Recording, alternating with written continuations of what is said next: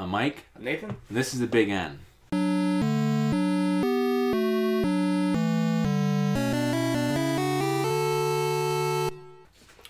Today on the show, it's our review episode for 2017. The Switch has been launched. Mobile games, unfortunately, aren't going anywhere. And Nathan and I still haven't found all the Koroks in Breath of the Wild. I think I still have like 500 to find. I don't even know how many. It's way too many. Yeah, way too many. But guess what? 2018's right around the corner. If it's going to be like 2017, it means we're playing a lot of games. Oh, yeah.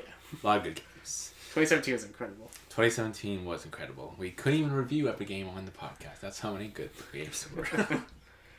But first, let's look back at 2017. It's been an interesting year. It's a long year in a way. Yeah. A lot of ups, not many downs. Which is something we haven't experienced in a while. Yes. Especially coming off of 2016 where everything was just a big question mark. Really. The Switch had been revealed. Like, mostly positive feelings about it, but people still have questions like, how many games is this going to have? Like, I haven't seen any games for this thing. Yes. Many gamers were cynical after traveling through the cynical desert of the Wii U. Not many of us survived the journey.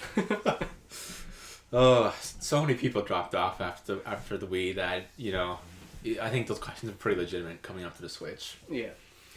And I remember looking at the presentation in January that we were still kind of skeptical after seeing it the first time. Like, oh no, they brought back motion controls, focusing on the multiplayer, local multiplayer.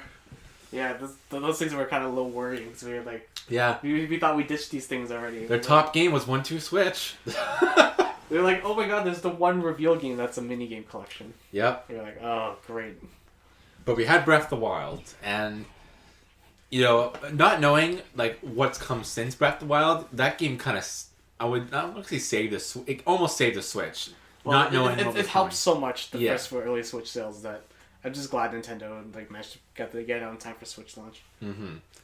And I guess the other thing, with this so much going on with the Switch, but for me, 2017 was almost like the year of Fire Emblem in a strange way. Like, we had like Year of Luigi and all that, and Kirby's anniversary another year. I'm like, man, this is kind of the year of Fire Emblem. We had the mobile game, which was probably the best Nintendo mobile game overall. Yeah. We had Fire Emblem Echoes, Shadows of Valentia. We had the spin-off game, Fire Emblem Warriors, and then they announced Fire Emblem on Switch coming in 2018. So in some ways, this was like the year of Fire Emblem. Yeah, it's everywhere. The big turnaround after Awakening and Fates. It's just, here's more. Yes. It's so successful they can afford making just okay games that no one buys, but only a few select fans are really happy about. That's how good they're doing.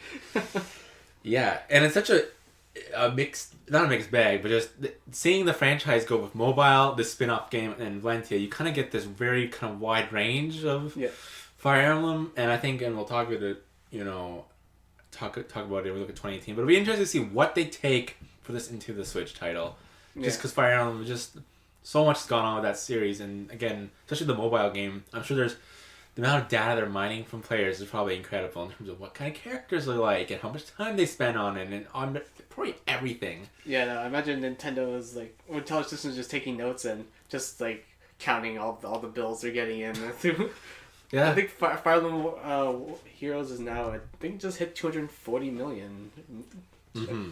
That's... And they launched a new story mode, I think you told me. Yeah, so they have a new story mode, so they're continuing with that. Because a lot of people are like, wait, the story mode was continuing, but it was like a little slow, so like, here's a new character. Mm-hmm. I like the new designs for the characters too. Like in Heroes, they're pretty good. And I'm seeing they're continuing their holiday tradition of new Christmas outfits, so It's funny because the Christmas outfits were something that was data mined really, really early, like almost when the game launched. Wow. So we already knew we were getting Robin and Tharja for Christmas, so it's some leaked already. Well, you said that it's like our Christmas gift from Intelligent System, Robin and Tharja for Christmas. Funny because actually because of the band launched last night, I got Tharja, so. Yeah, I didn't like her art design, I can tell you. I wanted Lissa, but I can't. Really should be. Man. Lissa's the OP skills. Man, Lissa improved a lot in I gotta say, when I first played Awakening, Lissa was like, man, she's kind of annoying, and why is she wearing a dress by Iron Man? And then after playing Warriors, maybe just because so many people annoy me, I'm like, man, you've really gone up the scale of Fire Emblem characters. Like, I like you so much more now. Now you like Lissa a lot more. I don't think that's something I'd ever hear you say. Yeah. Hey, she's an axe now for Iron Warriors. She's not just like the other cutesy girl who's a mage, so But yeah, Fire Emblem Heroes is super successful. They are making money and they're mining players, and I'm really curious to see, because I think we talked about this with a lot of mobile games, is to see what Nintendo takes on them and applies them to their main series. Like, I think especially Fire Emblem is the one where we're gonna see some bleeding. We're gonna see some of the heroes bleed over into the Switch title. It has to. There's too much good data for there not to use. Yeah, we're probably gonna see like them.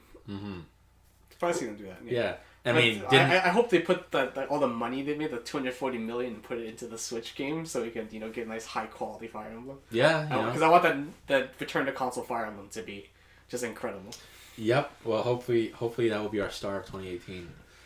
And the Switch launched in March, and it was a good launch, and a lot of consoles went. Breath of the Wild sold really well on Wii U and Switch. Breath of the Wild sold 2-1 on Switch. Yeah. Or more than 2-1 at one point. Everyone picked up one copy at least, and apparently more than one.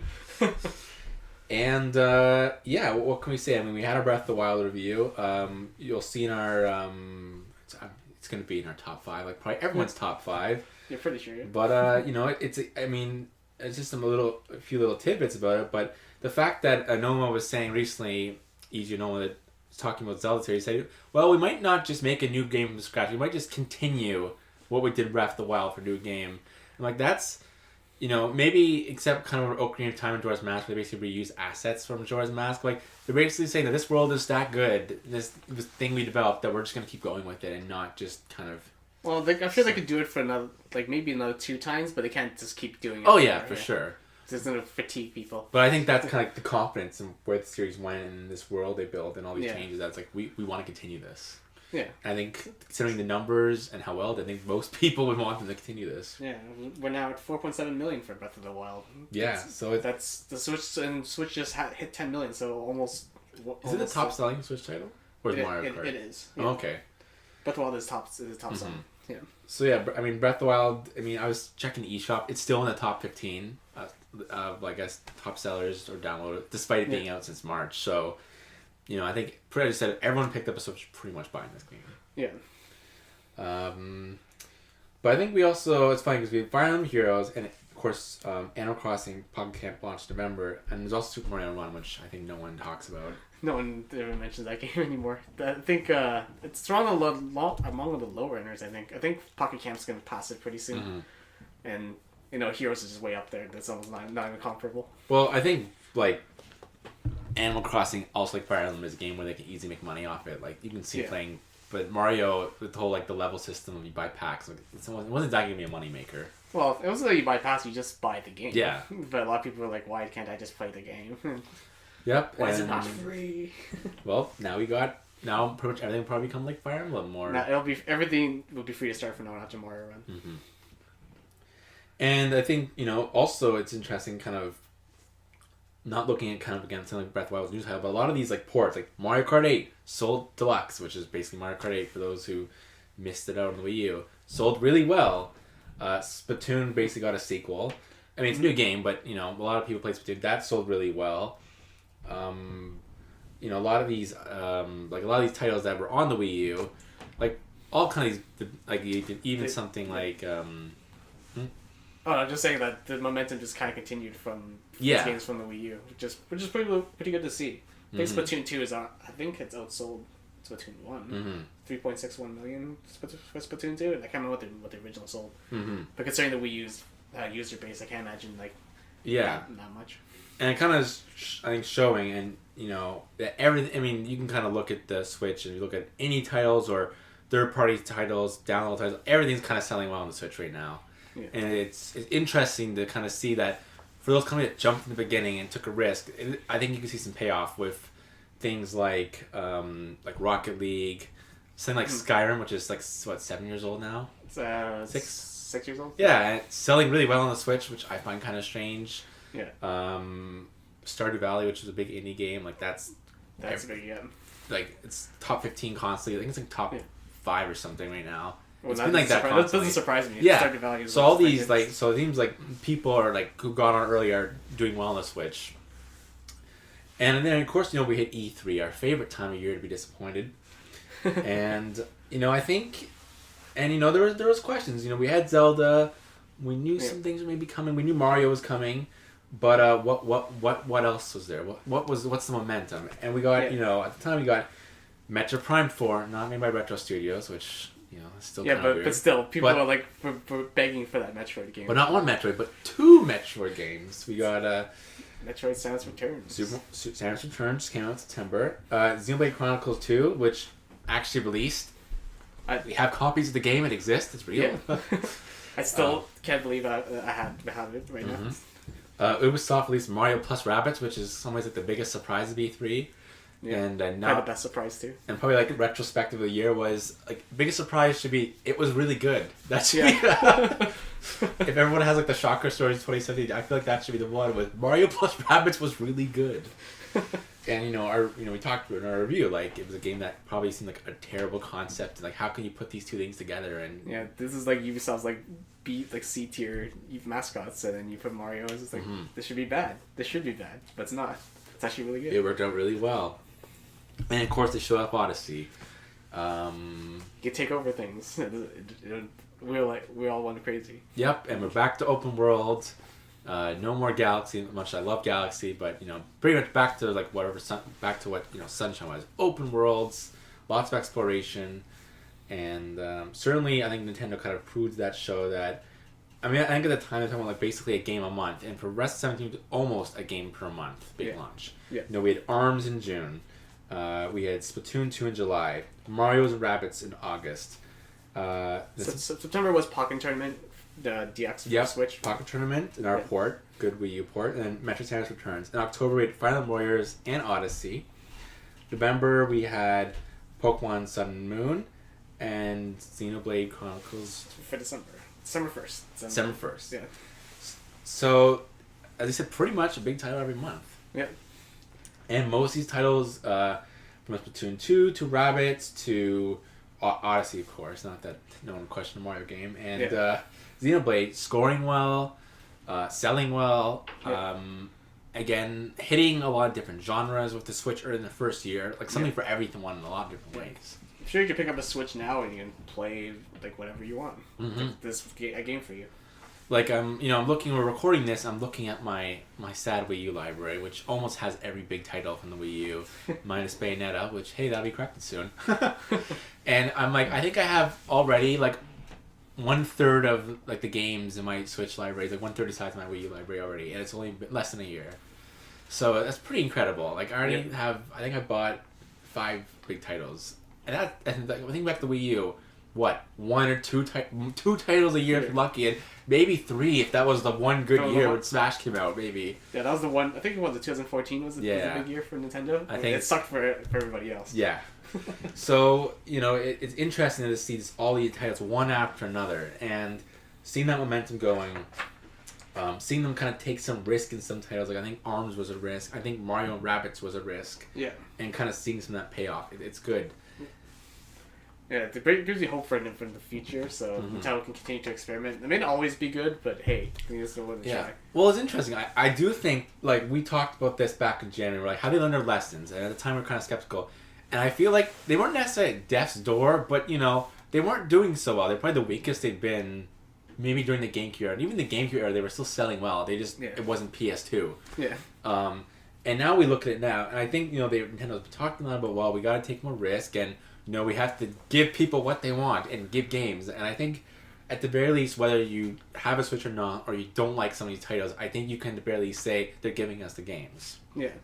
At a pretty solid rate, I'd say. Yeah. But that's at least the question open for 2018. It's like, what do we got? Are we continue this momentum going, or are we going to slow down again? Yeah. And I think, thinking at the end of the year, for 2018, we have most likely Metroid Prime 4. We have the new Fire Emblem, potentially. Yeah. We have... I don't know what Metroid Prime 4, though. Like, I don't think that's coming out in 2018. I think that's 2019. Oh, you never know. Might get that surprise at E3 saying it's coming out in December. That would be a short development cycle, considering they had nothing to show at E3 this year. That's a good point. Hey, I don't know, maybe they'll secretly reveal that Retro has a working on it. They just didn't tell us. The Retro's working the whole time, don't worry. Just don't worry about it. But we also have, No More Heroes coming back. Yeah. That's coming back to the Nintendo family. And then, of course, recently said Bayonetta 3 got announced, and Bayonetta 1 and 2 are getting re-released on Switch. That's a February release for Bayonetta, 1 and 2 anyway. And of course, and there's a new Kirby and new Yoshi product for 2018. Yeah. Kirby's coming out in February, yeah. which I think is like the only kind of, except for Bayonetta. Bayonetta and Kirby are kind of the only ones we got so far, really. first quarter releases, and then Yoshi, I'm gonna guess will be fall or something. Yoshi, I guess should be summer. Imagine summer. That's a good summer game. So, I'm feeling it. and of course we'll get some E3 surprises, I'm sure. I don't know if this is the end of 3DS. I think I'm still of the mind close to the end. It is close to the end. I mean, it's been a good 6 years, right? Six years.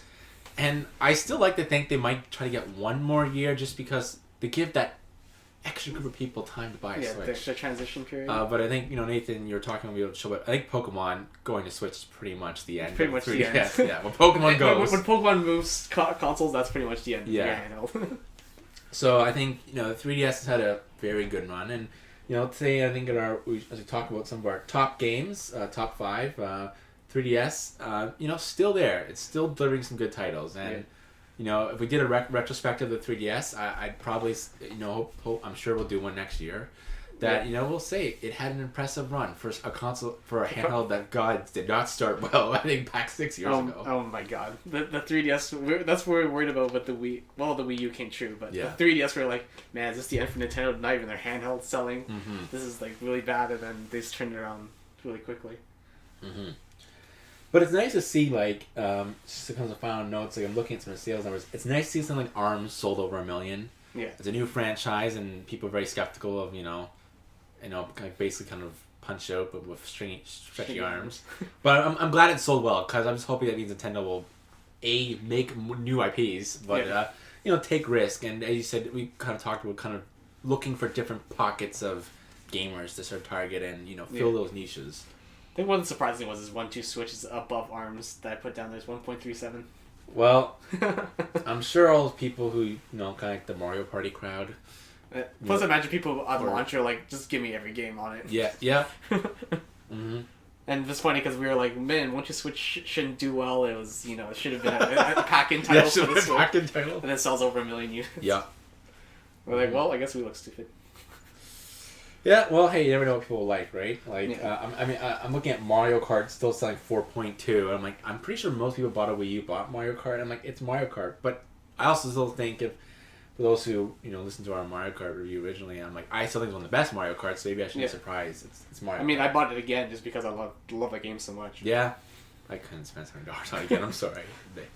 Yeah, no, I even bought the DLC for the Wii U version. I still bought it. I know, man, that's good DLC. Yeah.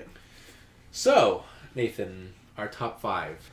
So, just like in 2016, so we got our top 5, we have some honorable mentions, and we got our biggest disappointment of 2017.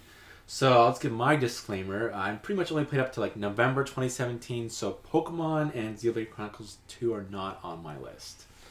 Alright, meanwhile, I've only played like, say, a good 5 hours of like Xenoblade and Mario, and just a heads up, that's pretty much all I've got, so... But for what I've played, this is like my choices. Okay. So we'll start with biggest disappointment, and for those who've listened to us in past years, sometimes we have a lot of the same games, so we'll kind of go with them as order as we can, and you'll hear kind of some variety, and yeah. So my biggest disappointment is Fire Emblem Warriors, and it's Nathan's. It's Nathan's top 5. It's his number 3 pick. Yeah. And and I'm gonna say it's not biggest disappointment doesn't mean it's a bad game. It's just disappointing in some ways, and there's lots of good things I like about it, and I'm sure we'll talk about it when we get to top 5 for you, Nathan. Mm-hmm. But for anyone who's heard about the game, probably knows about the a lot of let's say the backlash around the DLC plans for this game, and the lack of representation for a game that's kind of supposed to be like kind of the all-stars for Fire Emblem. Yeah. It's very disappointing as a big Fire Emblem fan to see that only 3 games really represented: Awakening, Fates, and Marth. And Marth. Yes, and Marth. Who needs the game name? Yeah, Shadow Dragon. Anyone who played the original. And yeah, as much as Fire Emblem's not just 3 games, there's a good 8 or 10 titles in the series, yet only these 3 And not even the 3 I like mostly. To be perfectly honest, did I have to play through Fate's story for a 4th time? 4 times? 3 was enough. And that's not even the cherry. The fact that this is good for those who like hate DLC. Here's one. Here's a good lesson. Don't put characters in the story that are DLC only. That's like what a move. Yeah, hey, that's one thing that really bothered me. It does bug me to a certain degree, but it's something I'll harp on for them putting it as DLC. It's just a pain. But I just think that's like wow, like that's kind of like a dick move. I'm sorry. Just the fact that you have to pay for them in the story, like just take them out. And then the worst part, and you know that there's characters who are in the game. So for those who don't know, like spoilers slightly. So Silka from Fire Emblem Shadows of Valentia, recent 3DS game, and then Lyn, of course, from just Fire Emblem, who goes about the original game I mentioned. They're also in Fire Emblem Warriors, except they're not in this story. You only get them after beating the game and you unlock them in their maps. Yeah. So they have less story than characters who are DLC who have like 5 lines of dialogue. Like that's ridiculous. Yeah. And I can't really say anything about it. Yeah, and the fact that the DLC is more characters from the 3 series that are in the game, Awakening, Faith, Shadow Dragon, and not even from like the other games. Like I would have. Yeah, that's part that annoys me. Is that they're from the same game. It's just like why not expand outwards? And you know, I think we've talked for Hyrule Warriors. I like that game, and for a franchise that Zelda, where they not exactly a lot of characters to choose from. It's not like Fire Emblem where you got like 150 characters. Yeah. And that game, when they use DLC, that here's some characters from Majora's Mask, here's some Windmaker characters. That's the Awakening. Yeah, that's the perfect way to have DLC. Have packs away the game. But the fact that this game's not doing that, and like I'm not getting Ike, and you know how I feel about Ike for those listening to this podcast. I love Ike too. Yeah, I'm not getting Ike. The fact that and like Shadows of Valentia, which I love as a game, they only get one representative Silica, and she's not even in the story. I'm like, this game just came out. Why isn't there a pack for them? Yeah, no, they don't even get like. Yeah, not even home. He's like the main protagonist. It's just it bothers me so much, and then the cherry on top, the second cherry, I already gave one, but the second one is when Intelligent Systems is pretty much like, well, maybe if we make a second game of Fire Emblem Warriors, we'll put those characters in the other games. I'm like, no, you're not, and that's why. The thing is, they know too that we like these characters because we did the Fire Emblem Heroes poll, so they know what we like. Yeah, you told me before, like Ike and Lyn were like number 1, I believe. Yeah, that one poll. Yeah. Yeah. So you think, I mean, Lyn's in the game, barely, but you think Ike. Yeah. Oh, like, maybe for some old, newer fans who didn't, because, Ike's pretty old. He's from Path Radiance, Radiant Dawn. Those are older games. They're on the Wii and Wii U. But Ike's also been on the Smash a lot, so everyone knows Ike. Wii and GameCube. What? Yes, sorry, GameCube Wii. Sorry, my mistake. But, Ike's also been in Smash since Brawl. Yeah. So, everyone knows Ike, you know what I mean? Yeah. But the fact that he's not in there, and it's kind of criminal. Yeah. And that's why that's why it's my biggest disappointment. It really kind of missed the opportunity that was, because I don't know if we're gonna get another one Fire Emblem Warriors. I honestly kind of doubt it. Yeah. Maybe sales will be good enough that maybe in a couple of years, or maybe the Switch game will just be ridiculously, like, it'll do ridiculously well, like Fates and Awakening, that they're like, we'll make another one, look what money we'll make. But it'll take a lot for me to want to buy a second one, just considering how Warriors games take out a lot out of me. So yeah, clearly my biggest disappointment. Alright, so my biggest disappointment is it's kind of an odd one. It's Miitopia. So for kind of an odd reason, it's because I wanted this game to be like it is what it is. It's a simple RPG. But what I wanted for it was to have like the Tomodachi Life feeling, because I love Tomodachi Life. I thought it was like a kind of funny game where basically me's run around, like, make fun of each other and do all sorts of silly things. Yeah. So I kind of wanted Miitopia to be like that. Instead, the story is like serious. You're supposed to take it seriously. The characters are take it seriously, and it's not even ridiculous enough to really even make fun of it. I mean, I can't make fun of it. Like it's a generic story, so all this stuff like that. But they don't, like, the characters don't don't ask why are we in this situation. Like this is still so typical. Like, so they don't like inject the me's humor in it. Which is a big miss, because that's what I'd like to play when I play a Mii game, is, for it to be at least somewhat funny. Yeah, but, like like the Mii's like the humorous expressions and seeing your friends in like funny situations like that. Yeah. That is kind of to me. Like I didn't get the game, but that's kind of look like the selling point of the game, or why the only reason I get it. Like, man, it'd be funny to put some of my friends in as certain characters. I mean, it's still funny that the character class is like there's a literal tank you can play as. You could play as like a gardener. I think it was a gardener. So something like that. So it's all sorts of like silly classes. That's fun. But yeah, the humor is not there. I laughed maybe twice in the whole game, and that's like a 40-hour game. That's not good. So Guess yeah, it wasn't that funny. No, it just wasn't. They just make fun of anything in it, and it was just boring. So, the story was boring. The characters were boring. So just everything about it was just still disappointing. The gameplay was fun, but yeah, that's about it. So that's why it's my disappointment. Okay, so time for honorable mentions. They're honorable. Maybe we like them. Maybe it's a small game we kind of want to just enlighten you guys, tell you about. Maybe it's just a good try and we're just happy to try something new. But so here's some of our honorable mentions in 2017. So my first honorable mention is Bye Bye Boxboy. It's the third game on the 3DS and apparently the last in the trilogy, but I'm still kind of hoping it'll find its way on the Switch just because it makes sense considering the Switch is kind of a handheld. Yeah, a Boxboy trilogy would make sense. It'd be nice, actually. A what? A Boxboy trilogy. Yeah. No, I got to buy that. Well, there was a physical one in Japan only. You actually got a physical copy of. Yeah, it didn't come here. Or the Boxboy Amiibo. Yeah. Which funny story. I sent someone to Japan to find me one. You could not find it. I'm very sad I never got one. Next person who goes has to find one. They're never gonna find one. But Bye Bye Boxboy. And if you don't know, it's simple. It's one of HAL Laboratories. I guess they had 5 minutes not making Kirby, so they said let's make a game about a box, a puzzle game around a box. So the third one, I mean, you know, Boxboy is pretty simple. But the third one, they added some new elements like you kind of different box powers now, like bomb boxes and rocket boxes. Really add some different dimensions to the puzzles, and it's just a fun game. It's really it's kind of like what you kind of would think of an indie game is if it wasn't like a huge, you know, one of Nintendo's more powerful internal companies. But it's kind of like they had 5 minutes, they got to make a small game, and it's just a really fun puzzle game. I highly recommend it if you want a different kind of puzzle game. It's fun, it's charming. I love the little comics in it. It just has that Nintendo-ish kind of humor, and it's just fun. I just really enjoy it, and I really hope it appears on the Switch. Yeah, check it out. It's not that expensive. I think it's under $10, and it's got some depth. It's got some challenge to it.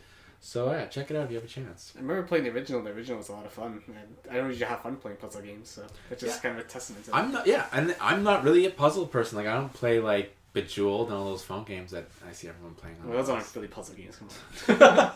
But yeah, but I don't really. I'm not really a puzzle person. But Bye Bye Boxboy, maybe just because it, you know, had your movement in it. It wasn't just like, you know, you're just moving things on a screen. Like you actually got the move and jump. It's basically it's more of a platformer puzzle game, which is I think kind of what more appealed to me because I like platformers, as anyone who listens to this podcast knows. So yeah, I just really like it, and it's just it's one of those games where it's so simple, but you can appreciate like the simplicity. Yeah. So my first honorable mentions is Metroid: Samus Returns. So for me, this is actually my first time playing a 2D Metroid. I missed out on the Game Boy Advance ones, and Metroid Fusion, and Zero Mission didn't play. Super Metroid? Didn't play Super Metroid. So didn't you get an SNES Mini?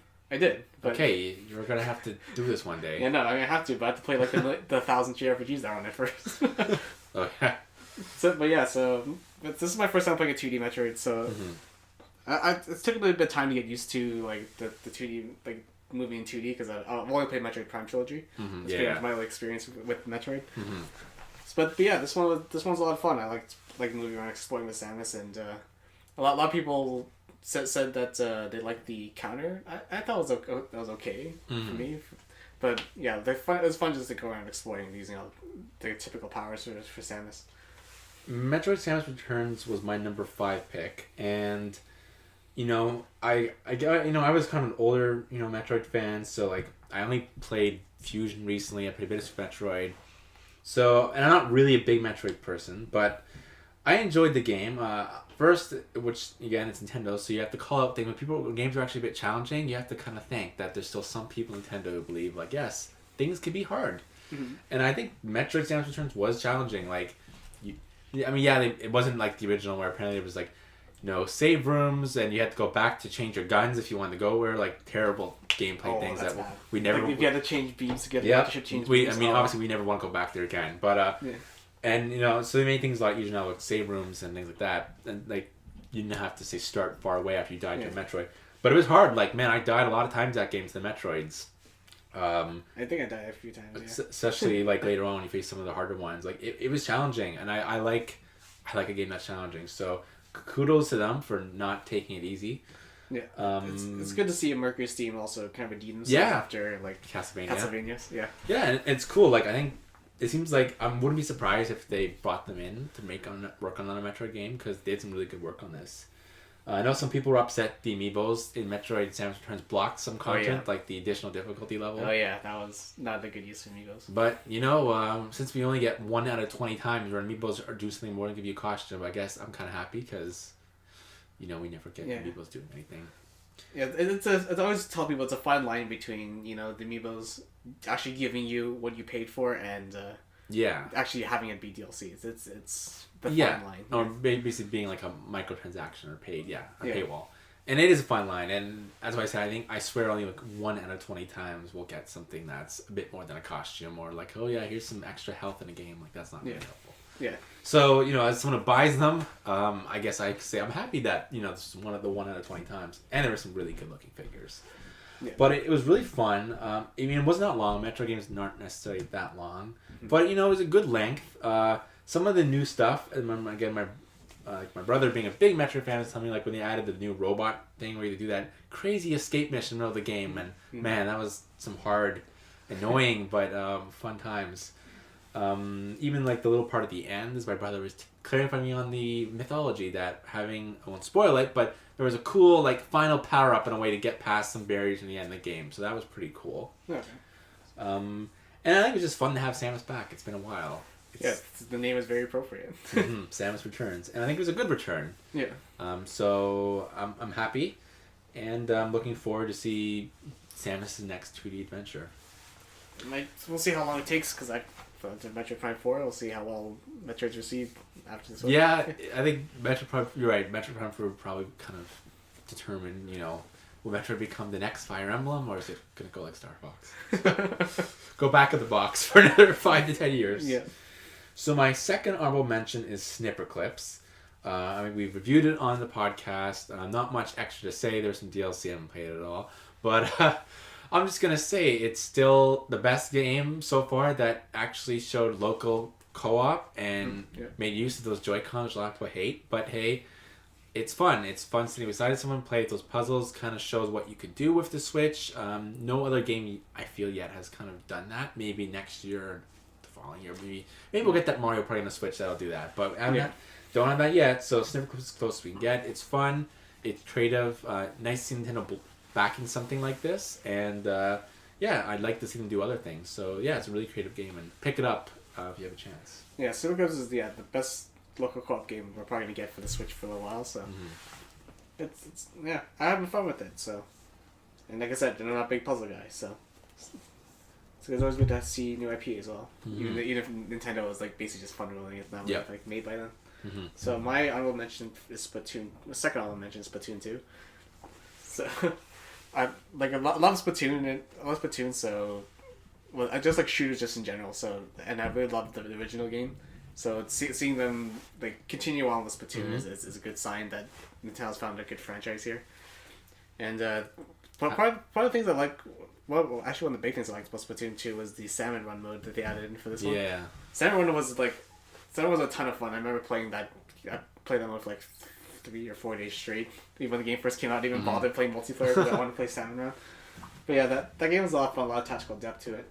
And how's the DLC? DLC. The updates. The updates are always nice. They're always nice to see like the big. I actually haven't gone back to play it since the big update that they had like a couple months ago. Is our Splatfest still fun? Yeah, Splatfest are always good. There's a good time to bring people back into play the game.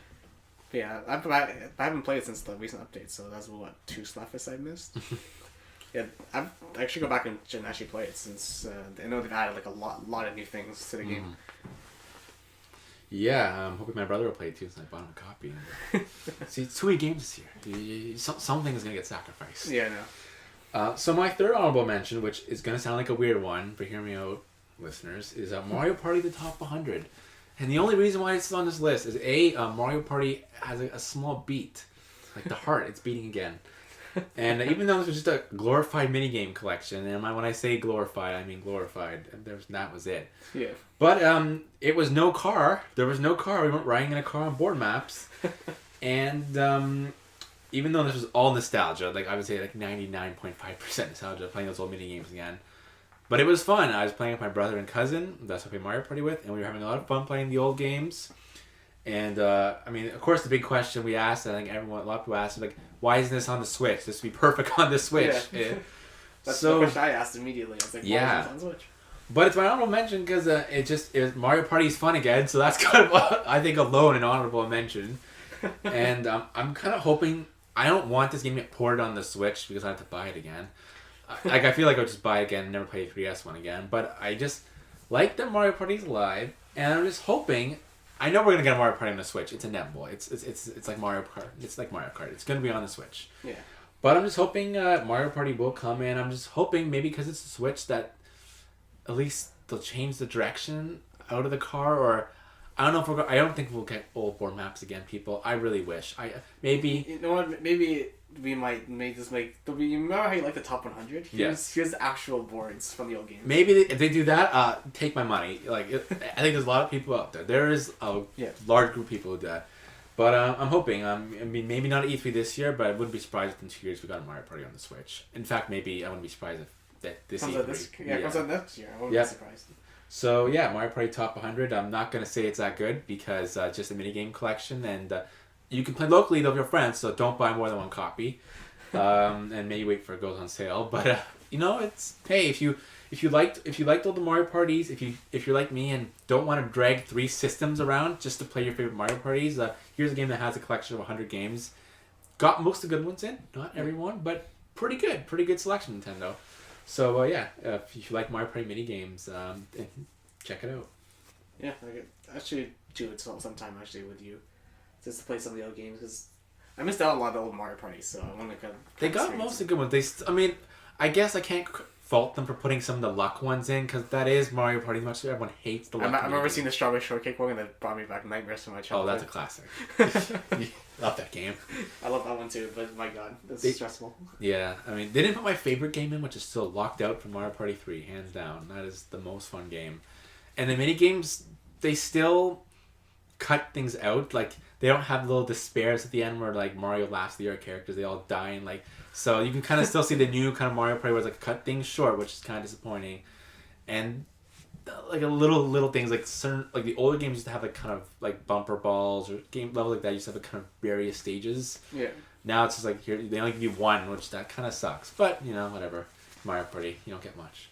All right, so my third is Mario and Rabbids Kingdom Battle. I'm sure we reviewed this back in September, so that's the most recent video, so you can go back and check it out. Mm-hmm. From Mario and Rabbids, this was a game that was a lot of fun for me because we already talked about it already. How surprisingly good it was, and how surprisingly challenging it was too. Yeah. Game offered you like constant fair challenge and, well, maybe not always fair. But some of the later levels got some real. It got challenging. Yeah. Close to the frustrating part of challenging. I remember World 3 when they introduced the teleporting. Yep, that first stage. Yeah. I was like, oh my god. But it's good to see like the Rabbids not always being annoying. Yeah, they're at their best. Yeah, that's probably their best portrayal in any game ever. Yeah. Yeah, Mario Rabbids was my number 4, almost my number 3, but it was my number 4. Not much else to say from our review. I still really like the game. There's some DLC coming out in January with a new character, and apparently it's gonna be a new world. Okay. So I may buy it, and if I do, I might come back and do a segment or something to talk about it because it's a game I'd like to return to. I'm hoping it's a cool character. I'm hoping it's not a rabbit. I'm guessing it's gonna be a Bowser. I want him to be Bowser. I hope it's Bowser. Yeah, that'd be awesome. But and. They had a battle mode release where you can kind of face your friends like a verse mode, like a real verse mode to kind of test your skills a bit. But I'm still thinking about the game now, and I'm thinking of this list. A lot of this list is kind of things I'm familiar with, but this is the only game really on my list that's kind of new. Yeah. And you know what? Hats off. It was fresh. It was new. Funny. We had Odyssey this year, and as much as Odyssey's great in a lot of ways, it's still typical Mario. So it's nice to see a game kind of poke fun on those Mario tropes. Like, that's kind of the things you don't really appreciate until you play something like Rabbids. Is like Mario has so many tropes and things, and I like that Rabbids. Thinking back, it's very memorable. It's made fun of so many of those things. Fan of the Whopper boss. Yep. Yeah, we still we've showed a few people just that scene. It's like the best scene in the game. Or just some of the dialogue, like Bowser Jr. talking to Bowser. He's just like, okay, Daddy. Yeah, I have some daddy issues. Just funny things like that, or just the fact that Princess Peach shows up with a shotgun. It's just amazing. Just making fun of things, and it's great. And it's a Ubisoft game, as Nathan tells me, so it's already on sale for like almost half price. So pick it up if you don't. Yeah, check it out. It really is good. You'll be surprised, and I think as a gamer, it's nice to be surprised sometimes when you're not expecting just either like a piece of crap or it's going to be just really good. I think it's nice to pick a game up. I'm like, man, this is way better than I thought it was going to be. So yeah, check it out. Really fun, really creative. I hope it's Ubisoft, so there'll probably be 4 on the Switch. But looking forward to a sequel to this game. I know it's gonna probably come in 2 years. Yeah, we'll probably get something. Well, maybe we'll see Ubisoft maybe like expand outwards with another Nintendo game. We'll see. Mm-hmm. But Ubisoft, I think, is Nintendo's trust now. This is gonna get a sequel. Like let's be honest. But yeah. So what were your last honorable mention? My last honorable mention, which might be a bit strange, is it's the SNES Mini, which I was able to get. And it's Star Fox with Star Fox 2, which are technically new releases. I mean, the original Star Fox, not really, but it never got released on Virtual Console. So this is the first time a lot of people got to play the original since the SNES. And of course, Star Fox 2 never got released. Yeah. So this was the, for those who shouldn't be surprised, it's the only reason why I bought my SNES Mini, was to finally finish my Star Fox collection. So I played both games. In fact, it's pretty much the only thing I've really played. I think I've touched a few games on SNES, and maybe one day I'll do a review. But the original is probably my third favorite Star Fox game, and it's not a long list. But it's fun. It's the original kind of has what you want. It's challenging. It's just a straight up shooter. Even though it's lacking so many of the bell and whistles of like a targeting reticule, things like that. But it's just fun to play a game where the music's good, it's challenging, the polygon look is really dated. Yeah. And the R-Wing doesn't control very well. It's still really fun, and despite all those limitations, I think you can kind of see why it was good at the time. And I think the original holds up mostly in terms of a shooter, because it's still fun, it's still getting a high score. I guess so. It just looks really... Oh yeah, it looks... today's standards. It hurts my eyes also, because the SNES is such a short core, and I have to sit really close to those polygons. But I enjoyed playing. That's the thing. I enjoyed it, and that's more than I could say about Star Fox 2. Star Fox 2. So a little history lesson. Never was released. It pretty much got canceled because Star Fox 64 was coming, and they wanted to use the full powers of that system. 64, yeah. But most Star Fox 2 ideas kind of got rated over the franchise, from Star Wolf to all range mode, to transforming in Star Fox to the Zero. to the chicken legs. I forgot Zero, the walker. Yeah. And down to, and this was the best part by Star Fox, down to literally the designs of the ships in the battleships in Star Fox Zero, literally taken from Star Fox 2. It was, I knew Star Fox Zero was basically 2.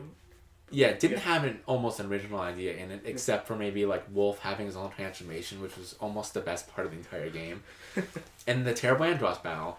But the fact that the battleships were taken right from Star Fox 2, even going into the battleships, it's the same as the Star Fox 2 visual. You go in, there's little core in the middle. It's exactly like Star Fox 2. And this was great for people who played Star Fox 0 and hated the controls of the walker. They're just like Star Fox 2.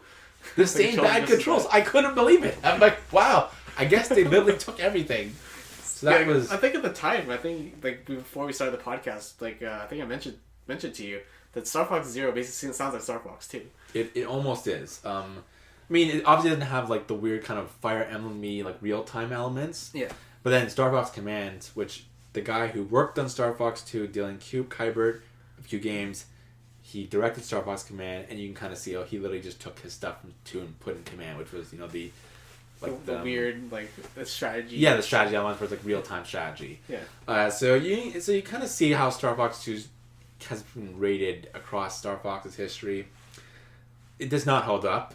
It's even worse than the original, which is saying something, because like it's basically like it's dated. It controls bad. It's very easy.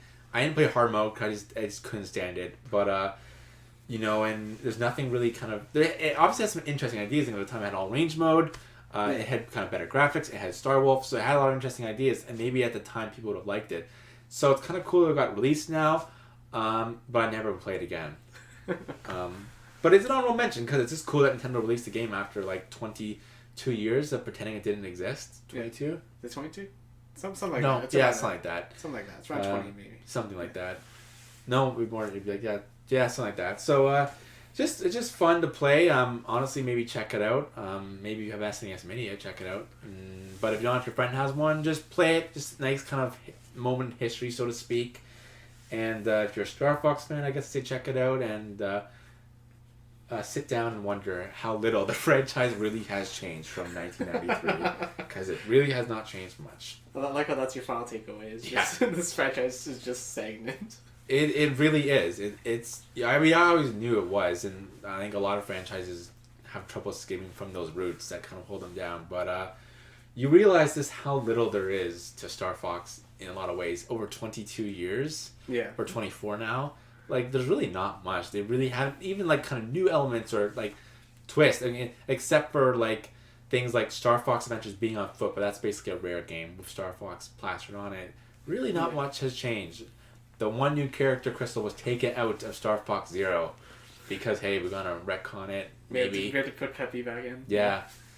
So I think it kind of speaks a lot for the franchise, and maybe we'll talk about it in last thoughts for 2018, but we'll see. I don't have a lot of hope. No, I don't see Star Fox for quite a while. So your last honorable mention. My last honorable mention is a little small game called Ever Oasis that released back in June. So this was a game made by Grezzo. I think we talked about it like last year's podcast when it was announced at E3. We were both like, this looks okay. We both were like, we might pick it up. Looked a bit like kind of Golden Sun, little Zelda-ish with like the temples. And those chibi characters, and we're like, we might pick it up. So I think you eventually skipped on it. I decided to pick it up, and I had a ton of fun playing Ever Oasis because I love the town building in any game. Yeah. So having running around town, helping out your fellow citizens and gaining citizens through doing good deeds and stuff like that. That was for me. That was really entertaining. The gameplay was pretty good too. Puzzles were. Did it have a lot of variety? Yeah. Okay. Well, gameplay. Yeah, like the I heard it was kind of samey. Well, yeah, it's kind of that you got different weapons which changed up how you played. Yeah. But at the end, it was basically just came down to kind of mashing buttons. Okay. So in that way, it wasn't very good, but... Did it sell well? Not really, because... basically because I work at EV, so... But I think around August... Yeah, I think around August or September, a lot of people were calling around asking, do you have Ever Oasis? And I was like, no, we sold out a while ago. We haven't got any copies left. And everyone's scrambling looking for this game. And I was thinking either people, discovered it and, now they want it, or it didn't sell very well and Nintendo just stopped making it, and then now people are wanting for collector's purposes. Yeah. You said it was Grezzo, right? Yeah. Yeah, they're not making a new game anytime soon. Well, it kind of sucks because I think a lot of people didn't give Ever Oasis a fair shot, and it's a really fun little game. Mm-hmm. It got good reviews. I would have given it a pretty high score. Yeah, well, I guess keep your copy now because it might be worth money someday. I gotta find another copy now. Okay, so moving on to our top 5. Some of our top 5 got mentioned, 2 of mine, so I won't repeat my points on Metroid or Kingdom Battle.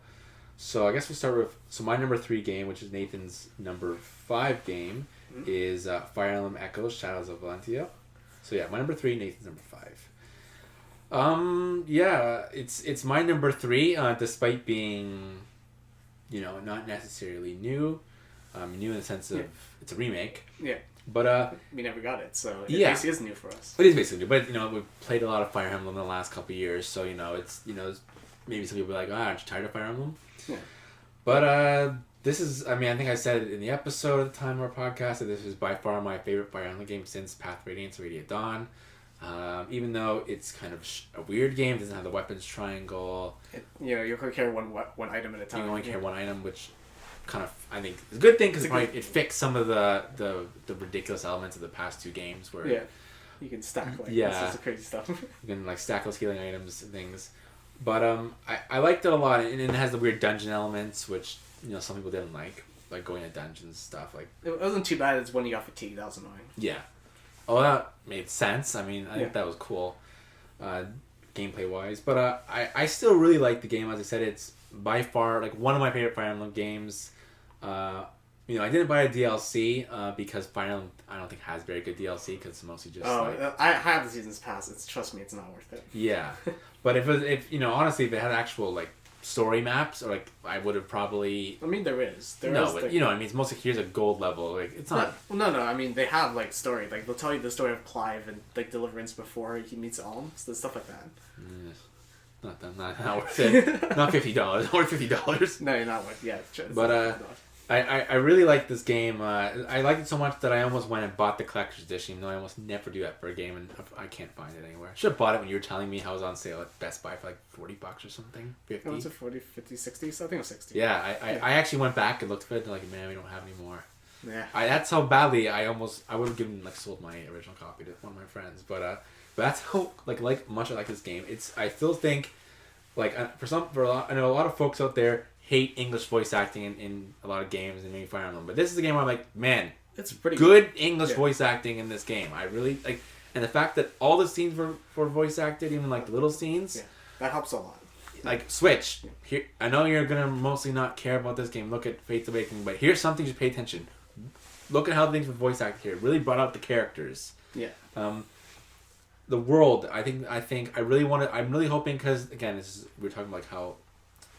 We're just going to talk about Fire Emblem again, aren't we? Fire Emblem, the new game, but our wish list again. But if the Switch is powerful enough and they can maybe add it, instead of just going from chapter to chapter, and add an overworld and add some exploration, I really think adding a world, going to villages and just kind of walking around, it adds a whole new layer in terms of adding to the world to Fire Emblem. Yeah, it's doing you could do one around town kind of and you could in Fate, so you could walk around your castle, stuff like that. But you could do that in every single town. Yeah. You go in Fire Emblem, that would be amazing. It really just fleshes out and it's added a whole other. It made me really appreciate the characters, the stakes in the world. Yeah. It wasn't just character drama like Fates. It was actually a legit world. I care about these characters. Yeah. The world was interesting and learning little bits of the history. I mean, Fire Emblem always has lore, but I felt like this game kind of put the extra effort in. It wasn't just good versus evil. It's man, there's some farmers over there can't grow turnips, and I know it seems trivial stuff, but that's the type of games that kind of makes you appreciate the world and want to go back in. Yeah. So yeah, it's my number 3 game. I don't want to. It really, even though it's different and not a lot of people don't like certain elements. As I said, I think it's a good Fire Emblem game. I think there's a lot of things I like to see the franchise take from this game, and it's nice to see kind of Fire Emblem move back to kind of the older style. Yeah. As much as I think Awakening and then Fates has picked up certain tropes that's kind of where Fire Emblem is now. But is there anything else you want to add? Well, you nailed most of the points that I was going to add. Alright, so for me personally, it was nice to see that I wanted to go back to the old school Fire Emblems. Just go back to simpler times, back before all the crazy stuff happens. And yeah, it made me genuinely care about the characters, which is something I can't say about Fates. I couldn't care about every single character. There's way too many, and they didn't flesh it out at all. Yeah. But this one, there's a lot of the characters felt such a close-knit unit because there's so few of them, and everyone just felt more complete as a character.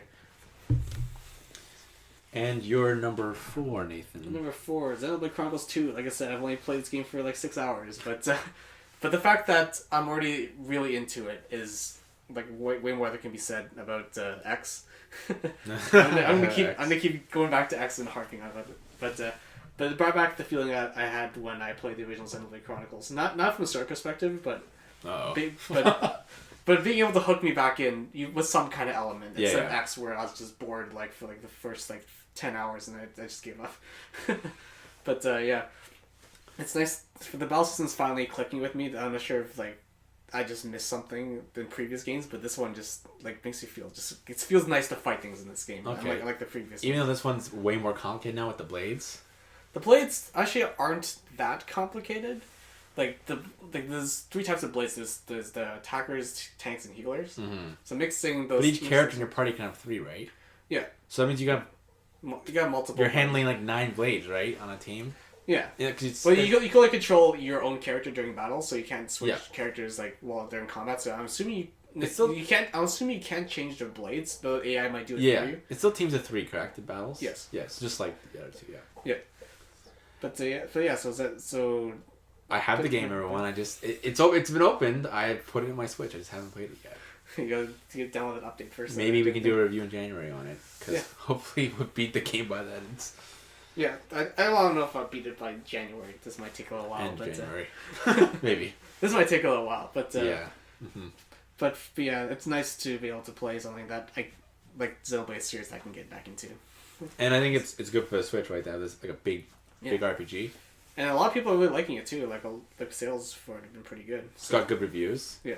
I mean, it's under X, which annoys me. So the review, the score, the current score is under X. So I'm just like, nah, it's not that bad. I think a lot of people are just turned off by the anime stuff in it. So like you. Well, you know how I feel about some of those tropes. Yeah. No.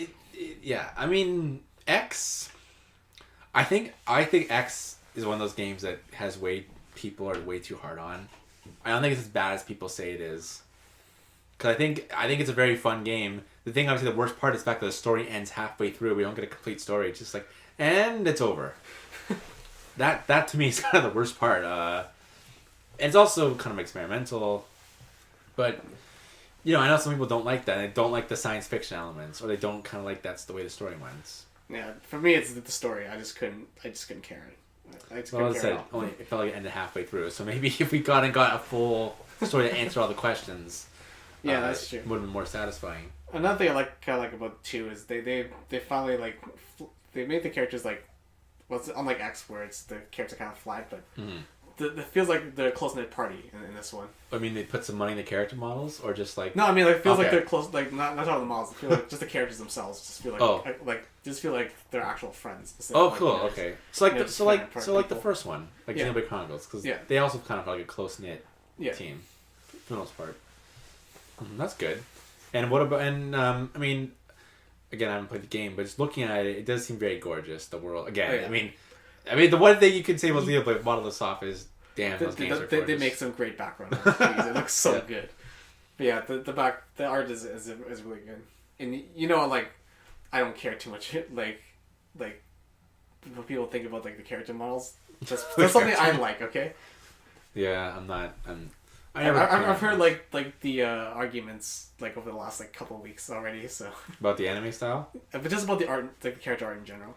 Oh, about monolith stuff. Well, they don't put the money there, folks. It's all about the backgrounds, all about those waterfalls, those beautiful waterfalls. That still looks better. I still think it looks better than the first 2. Like in terms of character art. Yeah, I mean, say that. Yeah, I mean, okay, because I don't appreciate the anime style, mostly because I fear what comes with the anime style. Let me put it that way. What I fear with the story and the tropes with the anime style, that's kind of what I fear. But to be fair, the original Xenoblade also had anime tropes. They didn't feel like anime tropes because they weren't anime. Yeah, but at least they were still there. Yeah, no, look, I just know, like, it's almost the same problem with Fire Emblem. It's like, I know because it's the full anime style, it's not going to go full embracing that stuff. And maybe I'll be proved wrong. I hope I am. I hope when we get to review this game in a month or 2, that I'll be proved wrong and I'll say, well, I'm going to eat my words. But if not... You probably won't. But at least the first, few hours I've played. But to kind of come to your point, I'll agree. The models, putting aside that I don't appreciate, they are beautiful. They look nicer than the older ones, definitely. Yeah, that's what I mean. Yeah. All right, so your number 3 game, which I'm not surprised is number 3. It's Fire Emblem Warriors. This is a lot of people might be surprised. 2 of your favorite things put together. Yeah, the 2 of my favorite franchises put together. So that's part of the reason. But it wasn't just because it was put together. Because I was skeptical of it. We all were when Fire Emblem Warriors was first announced that they were doing, just Shadow Dragon, Awakening Fates, and we were like, why would they do this? There's so many great characters they could use. But for me, Fire Emblem Warriors, the gameplay is what makes it stand out. Oh, the gameplay is great. Yeah, so this is it's just typical like go beat up everything in front of you. But what makes it better is the strategy, because the weapon triangle factors in, and the weapon triangle makes especially on higher difficulties makes such a big difference. And when you're doing like the history mode maps, there's no difficulty kit there, so you have to play, like you would like a Fire Emblem game. You have to make sure your characters are going up against things they're good against. Yeah. It also makes the game so much better. You don't have to slog through if you're setting up characters properly. Yeah. The fact that you have 4 people you can control on the map. Yeah. I mean, for those who play Hyrule Warriors, I remember the terrible Skulltulas where you had to race halfway across the map, and you didn't get there in time. Sorry. Yeah. You gotta play the map again. God, I mean, that almost killed the game. It didn't, but so many hours I feel wasted. Where this game, having 4 units to control. I mean, first of all, it's cool because it kind of plays more like Fire Emblem. There's more strategy. I'll send these people here.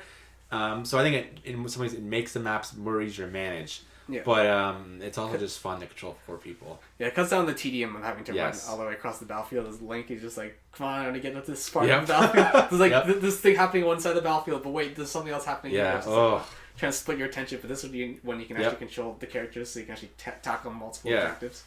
And it's really fun. And I think I like, the Fire Emblem elements was really incorporated well, from the skills to the support conversations, which I gotta say, for a spin-off game, man, it has some better support conversations than some of the main games. Yeah, it does. I mean, you only get 1 support per pair. It's not like you get 1 each letter. It's even specific pairs. It's not even all pairs.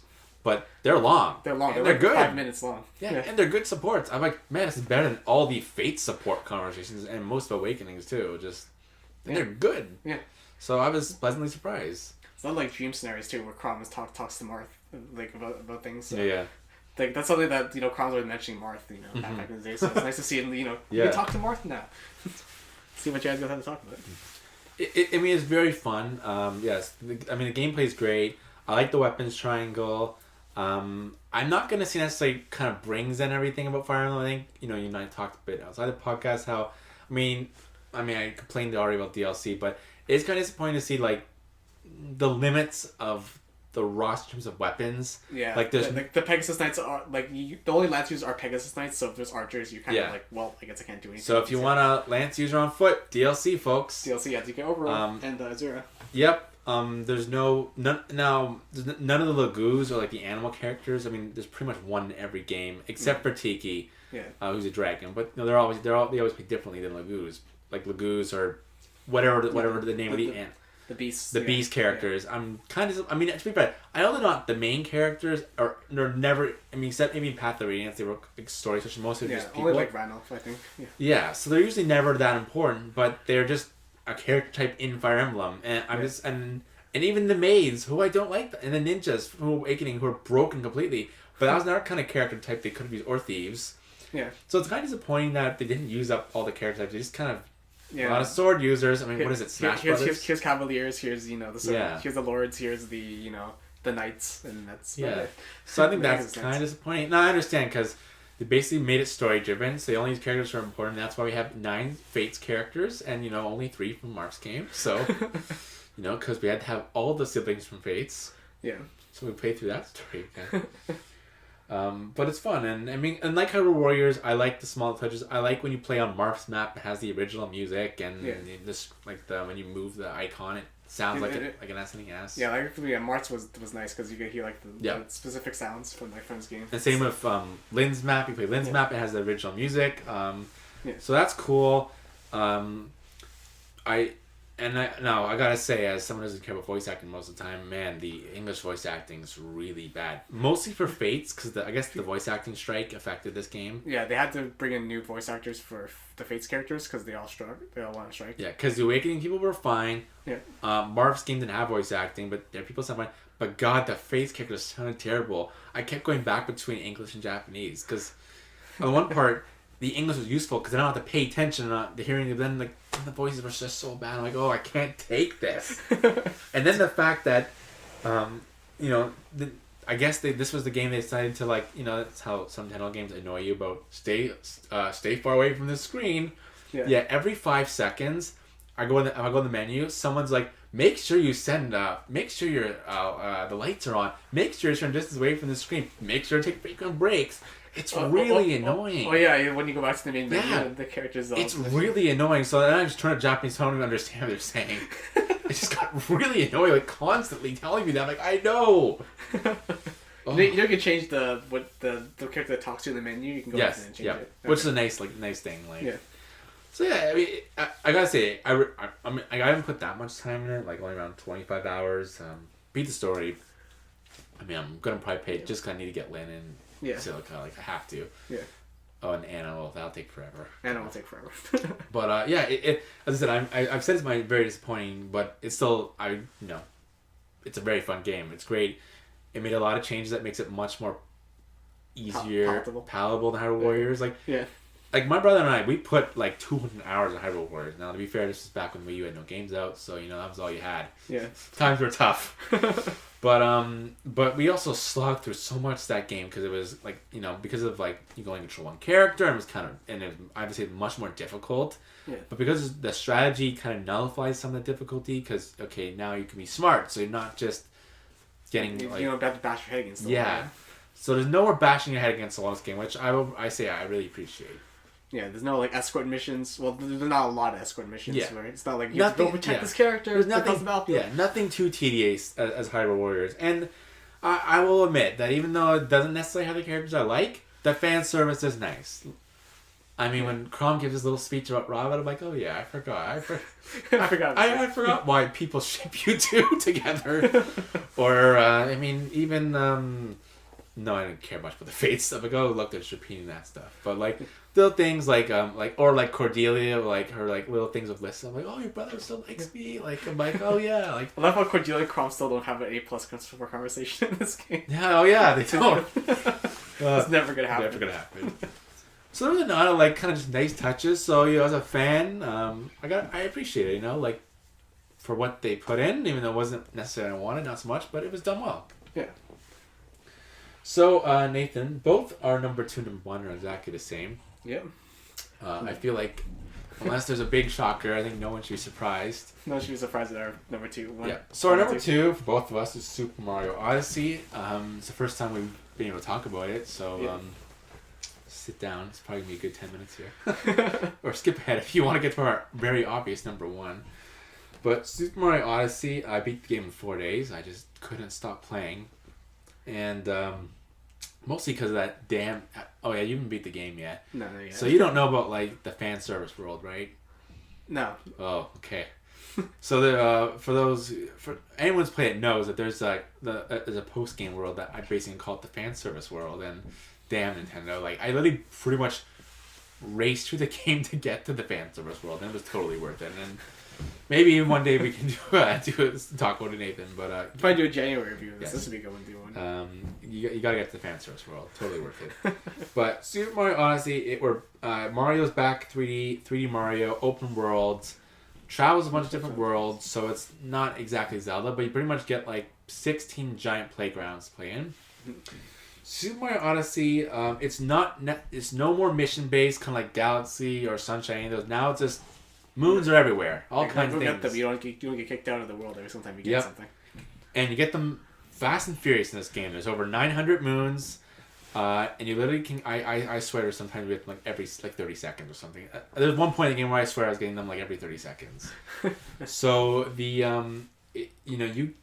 reward in this game is fast, and that's kind of why you can keep playing, because every minute or two you're finding something new and you're gonna go for it. It's really fun.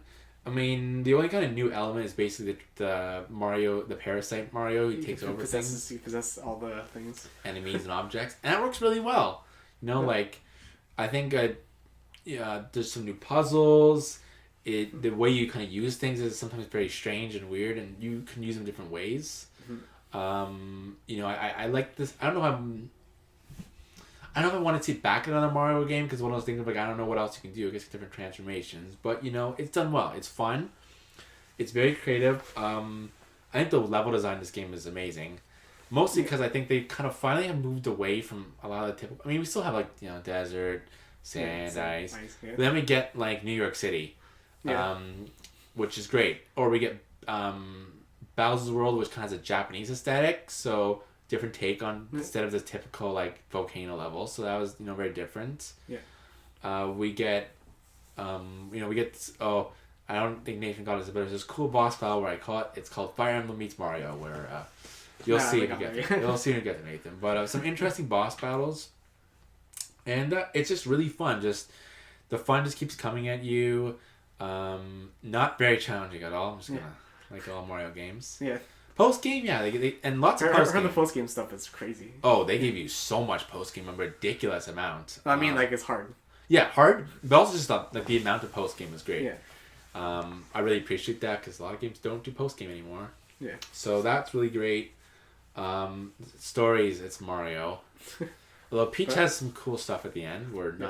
I heard that the stuff happens with Bowser at the end. That's really cool. I don't know what it is. I won't tell you, Nathan. Because everyone's keeping a secret from me. You have to see it for yourself. You have to see the end. I'm not gonna say it's the best Bowser battle, but you'll see the end scene. It's pretty great. The ending part, you'll be surprised. It's pretty great. I just know he took over Bowser, and that's about it. Okay, yes, you do. That's a big spoiler, but yes, pretty much get to play as Smash Bowser. Well, I still know what happens. Like what happens the story at the end. So okay. I just know that's what happens. Mm-hmm. So, what do you like about it so far? Oh, it's like being able to. It's great being able to control Mario in like a 3D space, and that when that's not built around a level, you don't have time limits. You can just go and explore and do whatever you want. And a lot of the level stuff's really creative. Remember just playing as a T-Rex and just smashing through all the parts of the world. It's fun. Yeah, all the worlds are designed really well. I mean, some of them are very big, like the like New Donk City. Yeah.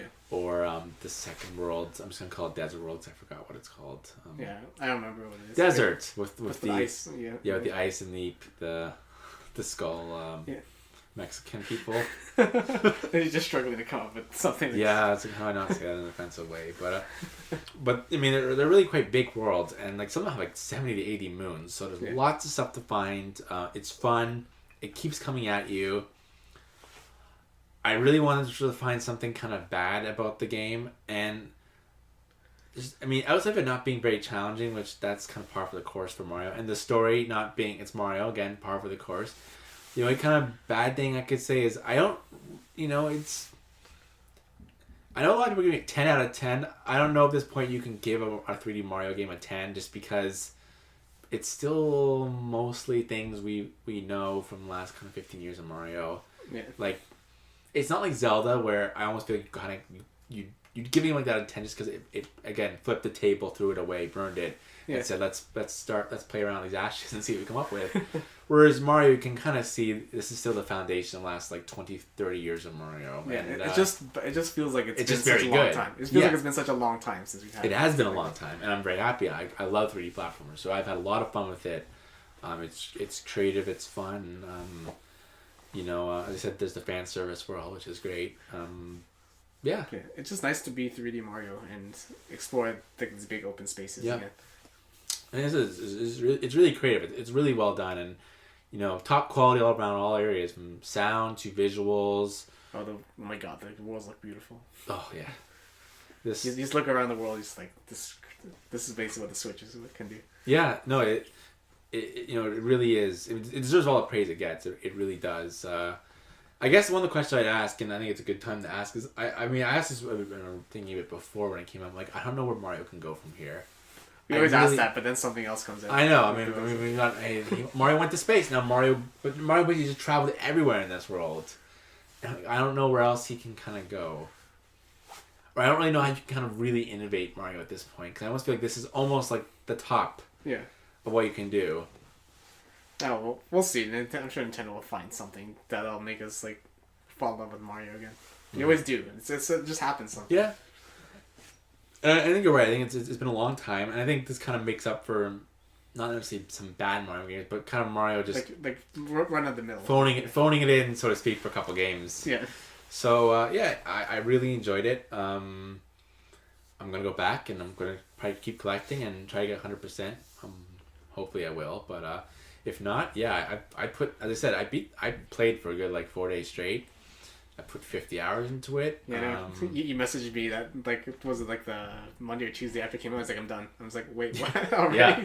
No, that's how much was into it. And I said, there's that stupid fan service world.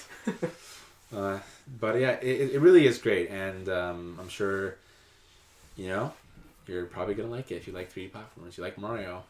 This is probably as good as it gets. And also, I should say, that's some nice kind of legacy moments from Pauline appearing, and thank God they didn't make her a princess. I read one interview where they're like, well, we're going to make Pauline a princess, but we thought she wouldn't fit with New Donk City being New York. Now, Mayor's more appropriate. I'm like, of course they're going to make her a princess. Like, of course. That's all Nintendo knows.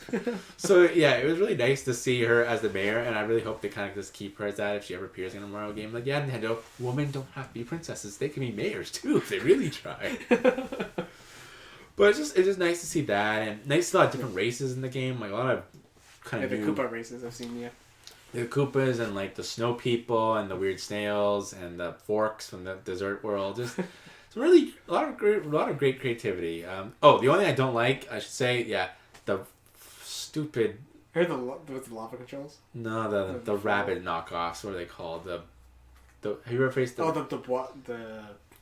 what starts with a B? I can't remember their names. Bottles, bodies, or their the new enemies. The stupid bunny people, like they're the boss. They're not the Koopa kids. Yeah, they're very disappointing. The battles are a joke and easy. They're not. I don't care about them at all. I'm glad he says not the Koopa kids because I'm sick of them. But I'm just like, oh, come on, Nintendo. Can you do something better with Mario? Like the boss, like the kind of character-driven boss people, like. Yeah. The boss fights are cool because most of them you have to use them transformations. Yeah. I mean, they're easy. It's Mario, but they're creative at least. So, but those were not. I need to face them like 3 times in the game. Each of them. Really? That many times? Yeah. You get sick of them after a while. Yeah, it's a great game. And also, I feel like I gotta say this now because most Nintendo games have DLC. Nice to see a game where it's complete. You bought the game, period. No more spending any money on it. And I think I can't see Mario ever having DLC just because Nintendo might want to protect their family-friendly, just keep Mario DLC free. Yeah, that's what probably happened. Like, it's nice to see that Mario didn't make anything. They easily could have. Here's extra level. Here's an extra world. Yeah. $10, please. Yeah. So it really is chock full of ideas. It's fun and it's a blast. But now our number 1 pick. It's pretty obvious if it hasn't been listed anywhere else yet. It has not been listed yet. It's ARMS. No. Just imagine that. ARMS.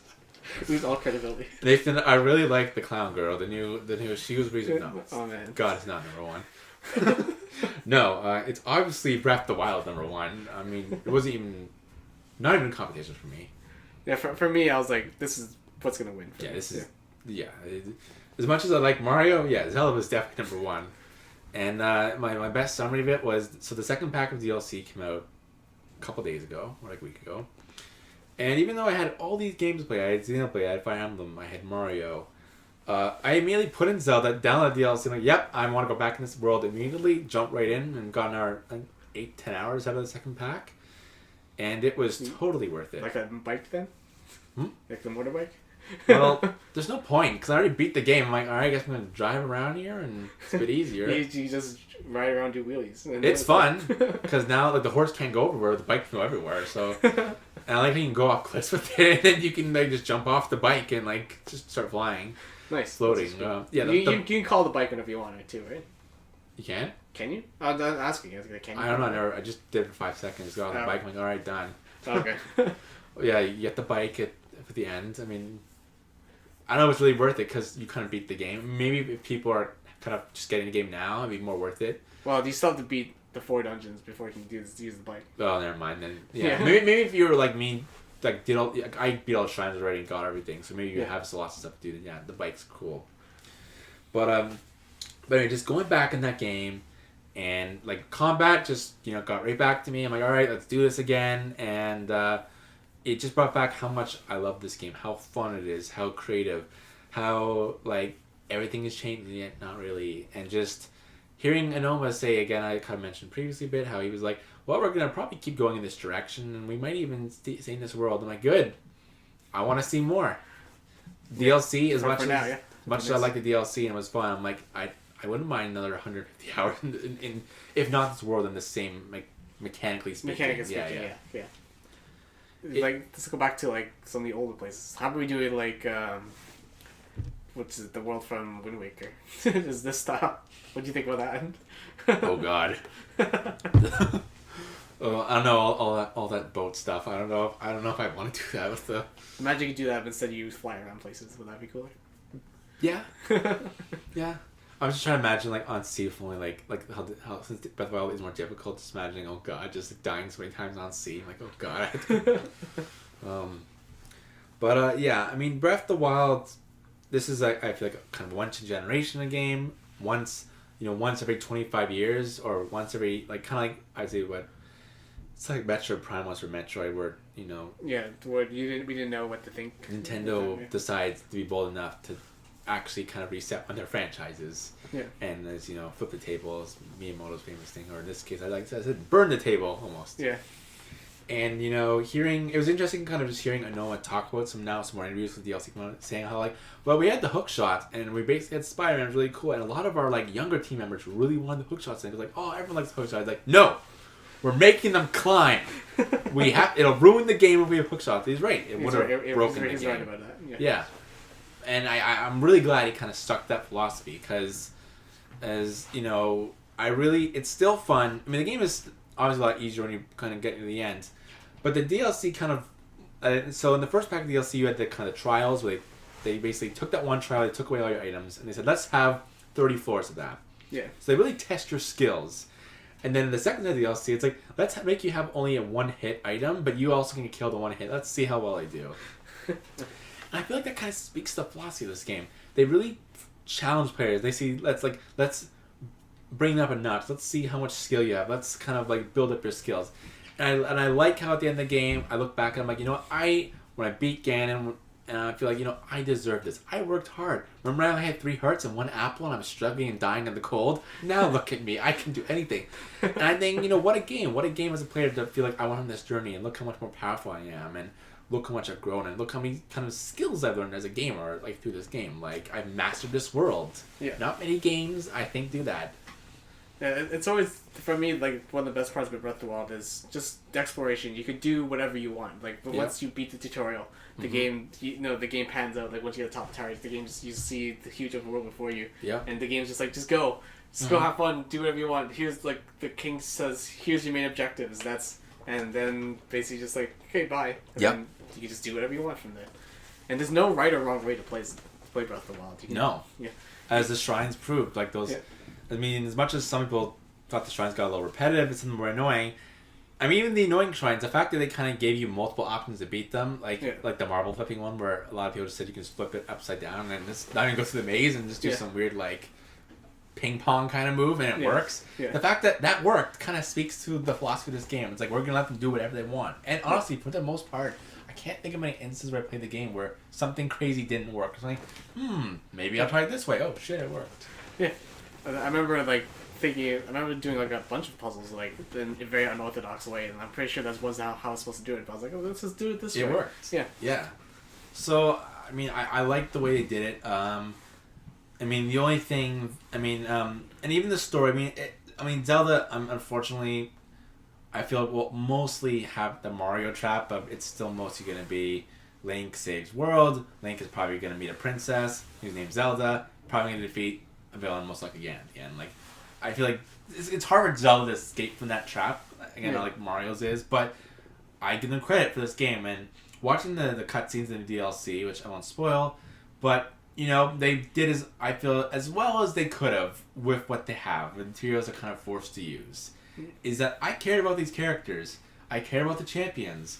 I cared about like the races in this game, like the lore, the world, and even the story was. I still think back and like, man, it's kind of sad because you really like these like 4 champion characters. They're really cool, and they all die. And you kind of forget this game's kind of dark, even though it's Zelda, so it's not really that dark. You think, man, you forget how depressing it is. How it's like you lost. Yeah. It's kind of like, you think of like those other Zelda games that like Ocarina of Time, but I feel like this one is much more like kind of on the nose. Like, yeah, you failed.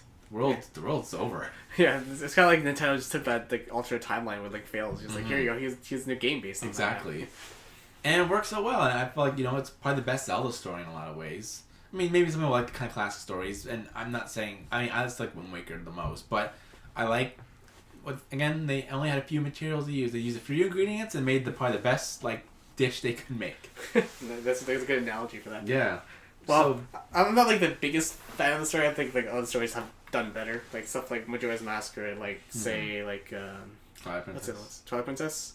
No, Skyward Sword. Skyward Sword. Skyward Sword was one of my favorite stories. Skyward Sword. I feel like, as an aside, I think Skyward Sword, maybe because not just because it's the Wii/Wii U one, but I feel like it's a Zelda game that's going to be forgotten.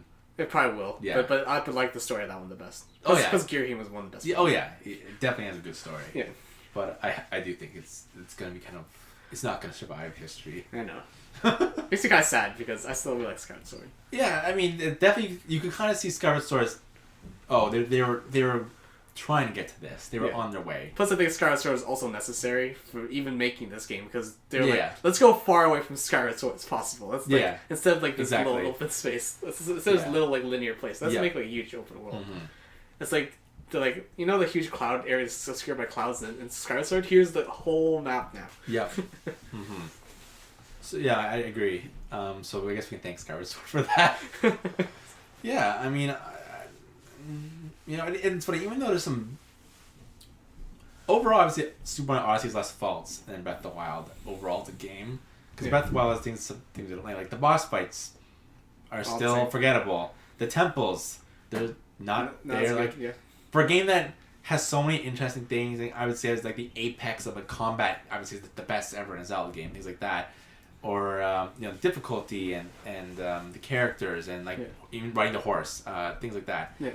Temples, it's one of the worst games for temples. I know. I mean, I get it because they want to make it kind of more realistic, so they didn't want to have these ridiculous temples that. Yeah. Oh yeah, there's that. Plus, there's well, you gotta tackle the story in a certain way, so we can't have the temples be in a certain way. Basically, if you wanted to go to Death Mountain's temple first, you had to design it so it was Oh, true. level. Yeah. Mm-hmm. So, but in the end, we kind of have these kind of generic temples, which no one really likes. And I am curious to see if they do change that in the next game. I really hope they make more original bosses because fighting the Blight Ganons were just boring. It's just the same character. Yeah, it was. Oh, actually, there's a new boss in the DLC. Yeah, I heard. Yeah. It was unexpected surprise. So it wasn't just another Blight Ganon? No. Oh, they do have to fight those again. You have to fight them again? Yeah. Oh. They do it it's I won't spoil it, but yeah. Still don't want to fight them. But despite a few little small things like that, it's still my favorite game of the year. It's just a fun game. I don't think I'm gonna forget anytime soon. I like how they changed so many things, and I'm excited for the next Zelda game. I'm probably gonna have to wait another 5 years for it. But I'm excited to see where they go from here. Because man, this is the base. Yeah. Who knows? Where they can go from here. Yeah, future Zelda's looking bright for sure. Yep. So that's our top 5 honorable mentions and our biggest disappointment of the year. If you don't agree with our list, you can always post in the comments below and tell us why we're completely and utterly wrong. Maybe you thought ARMS should have been number 1. Who knows? Stranger things have happened this year. It is 2017. Yeah. But now we're going to go on to 2018. A year of hopefully as many good hits. Yeah, the year of anticipation for sure. This is probably more so than most other years. And the year of paid online service apparently a couple months. Well, we'll see. Nintendo still hasn't said a word about their paid online service yet. Yeah. They don't charge us until they tell us what the plan is. It's February, March, right? It's supposed to come out. It's supposed to, but they haven't said anything. I'm still waiting for I'm pretty sure they're gonna have a January Direct where they're gonna say, "Here's all this." Yeah, and the Virtual Console, which everyone's still waiting for. I'm pretty sure Virtual Console is gonna be a part of the online service. I'm 99%. So do you think? Sure. So do you think there's good? Do you think you can only get Virtual Console games through the online service? I'm probably that's what's probably gonna happen. That's what I'm gonna. So they're gonna end people being able to buy games from their back catalog completely. Yeah. That's what I can see. Is that a good idea though? When Nintendo has all these great hey, they make a lot of money off their back catalog. Let's be honest. They do. But they also want people to pay for their online service. So my guess is they're going to make a Virtual Console service just for online. If that doesn't work, if people reject that idea, then they'll probably say, okay, you buy them as normal. Or maybe they'll give like online people like a reduced price point. Yeah, that's what I imagine. If you subscribe to online, you might get like it's supposed to get like 1 or 2 games like a month. Here's more My Nintendo points you could use. Oh yeah, for the great reward service we have. Oh, that'd be terrible if that was. I mean, I'd laugh if that's what you got from online. You get some more My Nintendo points every month. Oh my god, they need to fix My Nintendo too. That's it's just so bad, and it's not on Switch rewards yet. Yeah, I mean the one thing I liked was I saw that they had a bunch of indie games which you can get not 20% off but for free with their coins. Like, all right, Wii U and 3DS only. I'm like, no, not even my 3DS. I'm like, no, if they were on the Switch, so I'm just waiting for it. I'm still waiting Switch for that. Rewards. Yeah, the Switch rewards part to be filled in. So I'm like, okay, let's do it. Also themes. I like themes soon. Yes, I'm trying looking at that blind menu for the Switch. Yeah, I don't know. Maybe one day we'll get. Maybe I mean, it would be hard to get themes because it's already in there technically. Just only black and white right now. Well, I think you're right. Like, if there's like a January direct coming, and if there's gonna be a big update with online, I'm like, okay, then I'm guessing there'll be a huge update for like overall for the console. Maybe then we'll finally get themes. Yeah. So, what are your what games are you most looking forward to 2018? What are you planning to? Top of my list is Fire Emblem. So the game we know absolutely nothing about is probably both of our. My most anticipated because I want to see it for one thing. And I don't believe Metroid Prime 4 will come out in 2018, so that's why it's not on my list. It's also, oh god, I can't believe I want to say it's my top of my list right now, but I sound like such a drama queen on this talking to you about this game, but like I'm so worried about it. I have so much dread, and I have so much anticipation and joy and dread all mixed together. I get like upset thinking about this game. Like, oh, it could be so bad. How are they gonna put marriage in it? How are they gonna do that again? Oh god, they'll probably put marriage in and have our stupid story around that. What? Oh, it annoying. At least in Awakening it worked. The Fates was just no. Yeah, but Fates was just no. Yeah, I don't want to see that. But we'll see. But I'm excited. But the anticipation I hope is greater because, as you said, it's the first console game since Radiant Dawn on the Wii, which is like 10 years ago. 10 years ago, a lot has changed probably in the last 10 years. Yeah. It's we talk about Fire Emblem's revived. It lives. It's on mobile. It has a spin-off game now. So there's lots of things have changed, and I'm curious to see and the power of the Switch too. Like, what are they gonna do? Are they gonna stick to the 3DS like kind of style and formula? Are they like, man, we're gonna like kind of have full kind of 3D models and maybe look at the maps instead of just kind of having like the top down. Maybe we can do something. 3D models. Yeah, 3D model maps would be great. So I'm hyped. Or, it'd be interesting to see like. I always like wondered, instead of having the monsters, like maybe you could actually fight the monsters on Fire Emblem like a bit more. Like, I don't know. I just. What do you mean by that? Like, instead of just like it's like. You meet them and it's like, oh look, here's my attack, and they attack you. Like, it'd be interesting in like we do like some kind of action thing. Yeah, like I don't know. Just I'm thinking like how they could. Like, I don't know if they'd go that far. I look at this console. That'd be like. No, that'd be weird if they do that. To be honest. I don't know. There's so much power in this little machine. So I'm like, I want to see them like maximize it. I don't want to just have here's top down. Here's basically the next 3DS Fire Emblem. We're just gonna put on the Switch. No, like. Yeah. I want them to go for it. In, yeah. Go bold. Yeah. But other games I'm looking forward to is, Yoshi, which got announced. It's going to come out sometime. I haven't heard anything else. I like Woolly World, and I'm going to get the new one. It's funny because I think for me, you and Yoshi and Kirby are kind of like our opposite things. Because I don't really care that much about Yoshi, and you don't care too much about Kirby. But like I'm looking forward to Kirby. Yeah, the Kirby game. Kirby.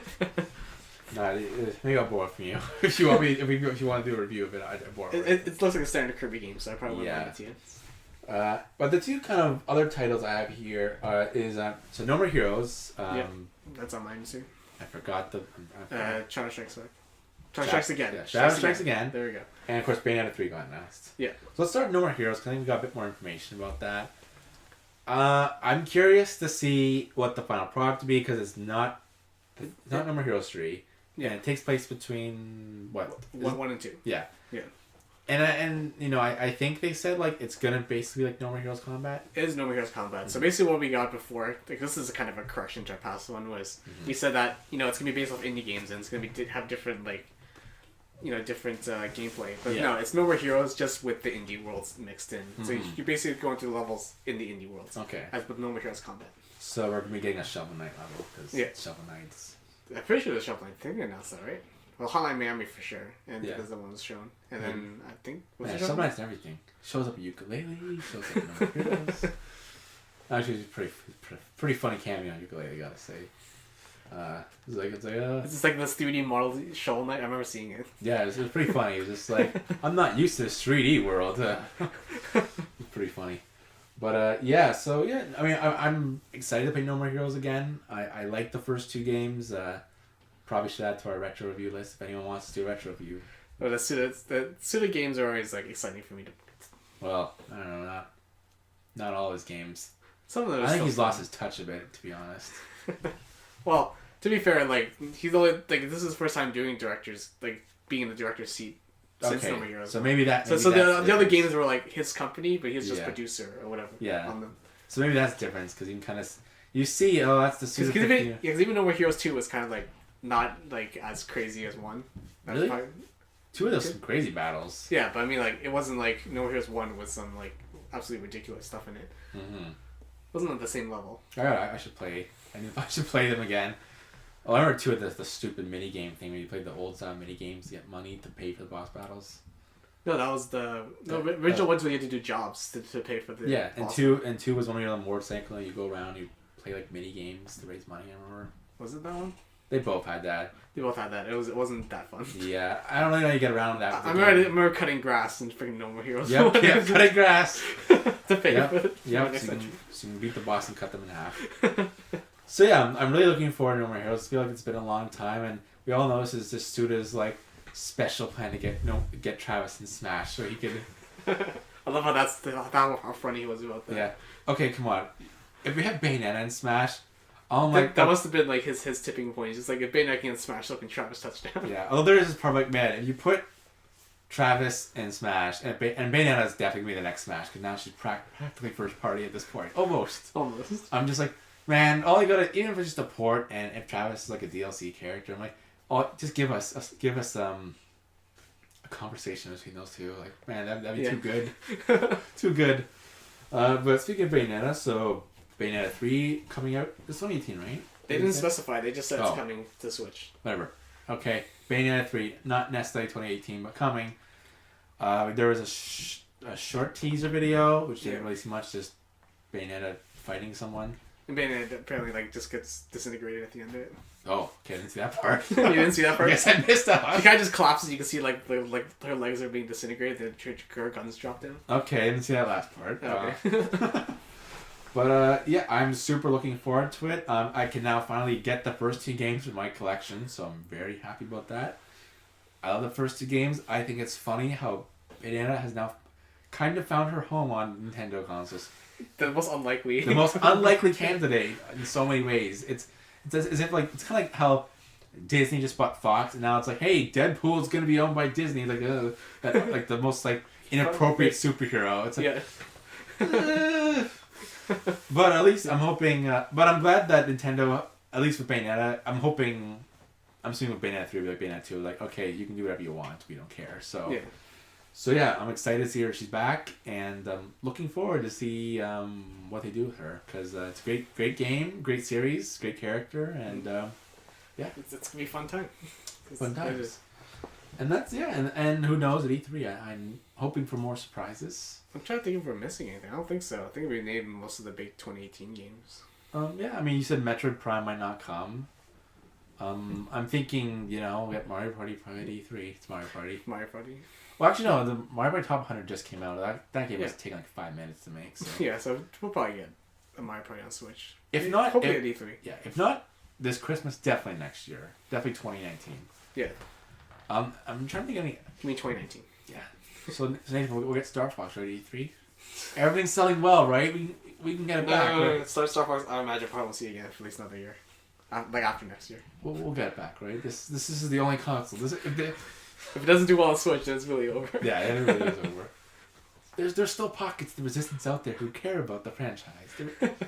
There are people. They They just don't. They don't. Well, I think Nintendo's to make F-Zero first. They got What if Retro said I'm working on Star Fox? Then I give it a fair shake.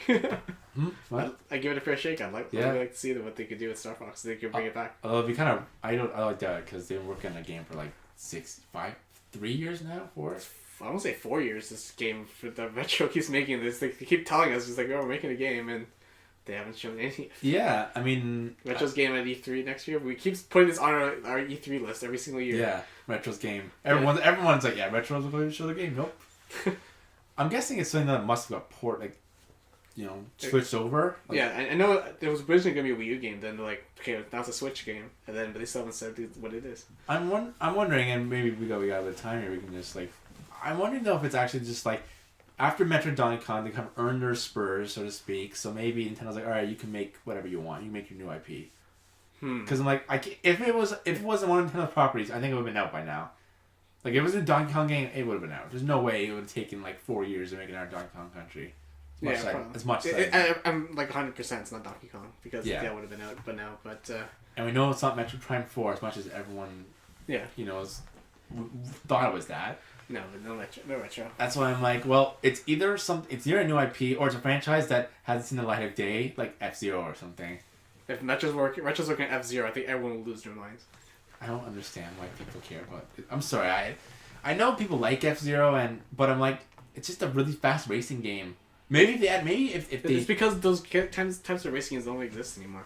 That's true. Like Sony had Wipeout, but Wipeout's also dead. So...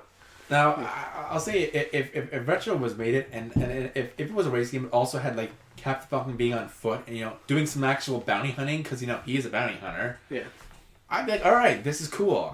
I'd love that if you can, like, yeah, sure it has a Grand Prix, but also, like a story. An actual story. Like, he's a bounty hunter. There's a lot of cool characters. Like, F-Zero is a pretty cool world. There's a lot of different characters, different races. Jason McCloud's in it after, pretending to die. Oh, they should keep that in. Just give me my hope. Or put Fox and Falcon in, like, the timeline, Star Fox Commanding, where they were FCO racers. That'd be an amazing, like, weird thing. And then be like, oh, it's true, it is dead. They merged. Oh my god. Yeah. So yeah, 2018. I'm super looking forward to it, and but first I'll get through all the 2017 games. Yeah, I still gotta make a way through, like, what is it I have on here? 3 games that I'm on my list. I haven't even finished yet. We gotta finish Mario. Yeah, I gotta finish Mario. Yeah. We gotta do that for January or next episode whenever we have time. Whatever fans want. What game do you want us to review first in 2018? Post below. if you want us to review Mario or Xenoblade Chronicles 2 or we were supposed to do Metroid. That was supposed to be our last review, but kind of just fell through. Yeah. I guess we do Fire Emblem Warriors, but that could obviously be angry. I could have got most of my Fire Emblem comments out. Yeah.